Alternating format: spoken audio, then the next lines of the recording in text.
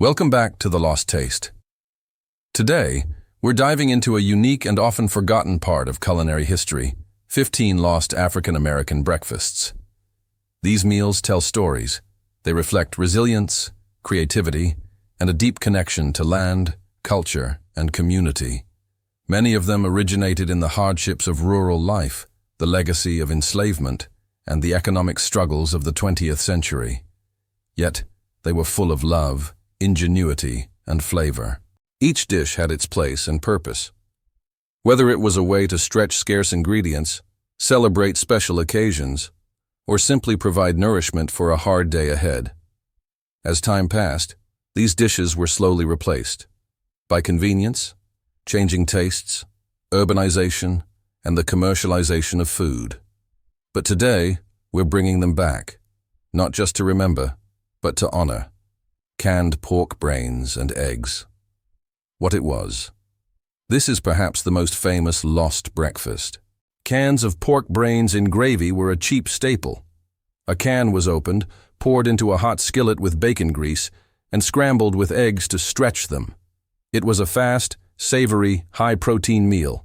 Why it vanished, modern tastes, and food safety concerns have made the idea of canned brains unpalatable to most, and the cans are now very hard to find. Salt herring, or mackerel, and grits. What it was. Before bacon and sausage were everyday items, cheap, intensely salty, preserved fish was the breakfast meat.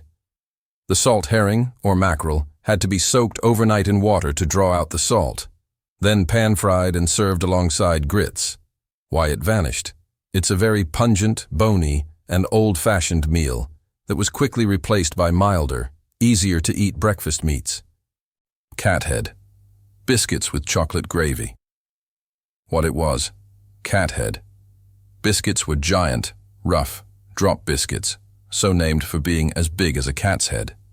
Chocolate gravy was a hard times treat, a simple brown gravy made with cocoa powder, sugar, flour, and butter, creating a sweet, rich pudding to pour over the biscuits. Why it vanished.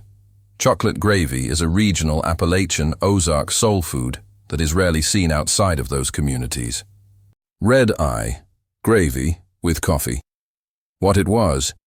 This was the gravy you made after frying a piece of country ham. The salty pan drippings were mixed with a splash of black coffee and a little water. This thin, smoky, savory, and caffeinated sop was poured over grits or biscuits. Why it vanished. It's a uniquely intense flavor, and modern city ham doesn't produce the same salty drippings needed to make it. Fried chicken livers and onions. What it was. Chicken livers were, and still are, incredibly cheap.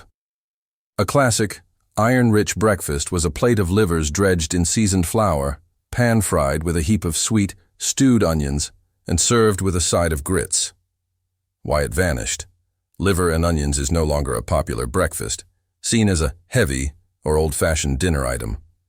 Cold sweet potato pie. What it was. This was a simple, joyful, and practical breakfast, especially on Christmas or the day after Thanksgiving. There was no need to cook, and no one complained. A cold slice of leftover sweet potato pie from the night before was a complete and celebrated breakfast. Why it vanished. The pie for breakfast. Tradition has been replaced by more conventional breakfast foods, though many families still do this in secret. Isakinte sausage, souse or liver mush. What it was. Sack sausage, or souse, was a high-value product from hog-killing time, made from seasoned pork scraps and organs. Liver mush, common in North Carolina, was a similar loaf of pork liver and cornmeal. A thick slice was cut, fried hard, and eaten with eggs. Why it vanished.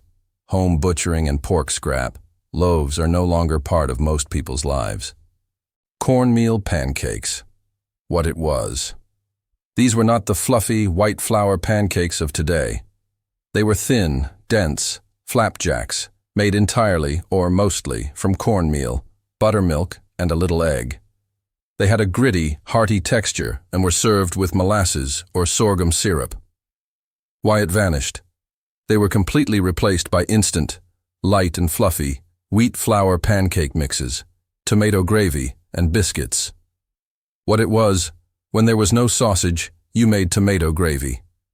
This was a Depression-era gravy made from bacon grease, flour, and a can of stewed tomatoes, seasoned with black pepper.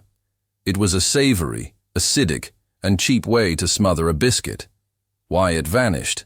It was quickly overshadowed by its more luxurious cousin, sausage gravy. Scrambled eggs with onions. What it was, the original stretcher for eggs. Before you added cheese or meat, the cheapest way to make 2 eggs feed 4 people was to scramble them with a large, sweet onion that had been cooked down until soft. Why it vanished? It's still made, but it's no longer a staple dish. Modern omelettes are filled with more expensive ingredients. Fried hominy. What it was. This was the fast food version of grits. A can of whole hominy, lye-treated corn, was drained, and the kernels were pan-fried in hot bacon grease until they were crispy, golden, and popped. Why it vanished?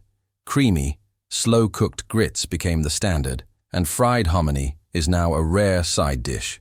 Sop, in a bowl, bread and molasses. What it was. The simplest breakfast. A biscuit was crumbled into a bowl, and dark, sticky molasses or sorghum syrup was poured over it. It was eaten with a spoon. Sometimes hot coffee was poured over the top to create a coffee sop. Why it vanished. This was a pure hard times meal that was happily abandoned when breakfast cereal became cheap. Scrambled eggs with cornmeal. What it was. This was a way to add bulk and texture to eggs when you only had 1 or 2. A small amount of cornmeal was scrambled in with the eggs, making the final dish heartier and more gritty in a satisfying way. Why it vanished. The need to stretch eggs this way disappeared. Chicory coffee with condensed milk. What it was, for many the drink was the breakfast. Real coffee was expensive, so it was stretched with roasted chicory root. The resulting bitter, dark brew was made drinkable with a large spoonful of sweet, thick, condensed milk, like in the New Orleans tradition. Why it vanished. Instant coffee and cheap ground coffee, like Maxwell House, made the chicory blend a specialty item rather than a necessity. Fried sop, flour dumplings. What it was. This was a quick bread made without cornmeal or leavening. It was a simple, stiff dough of flour, water, and salt. Small patties were flattened and fried in hot lard or bacon grease until they puffed up. They were eaten hot and used to sop up syrup or gravy. Why it vanished. Replaced by store-bought bread and refrigerated biscuit dough. These breakfasts were more than just meals. They were cultural memory on a plate. They fed generations, shaped tastes, and reflected the resourcefulness of African American families navigating poverty, racism, and segregation.